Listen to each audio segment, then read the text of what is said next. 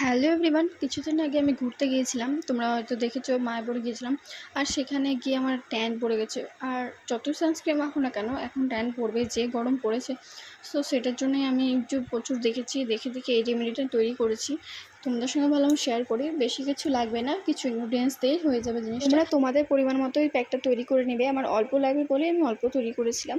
ফার্স্টে কফি দিয়ে দিয়েছিলাম, তারপরে মুলতানি মাটি, হলুদ, মধু, আর দিয়েছিলাম টক দই আর গোলাপ জল। প্যাকটাকে ভালো করে মিক্স করে নেবে। তারপরে একটা ব্রাশ ইউজ করে সেটা তোমরা ফুল ফেসে লাগাবে।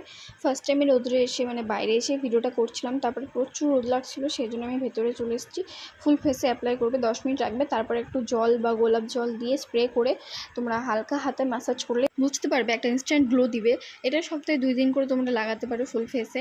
আর ট্যান রিমুভালের জন্য তো খুবই ভালো, আর আমাদের হাউস ওয়াইফের জন্য তো অবশ্যই উপকরণীয়। তো ভিডিওটা ভালো লাগলে like and share, and please subscribe করে দিও চ্যানেল।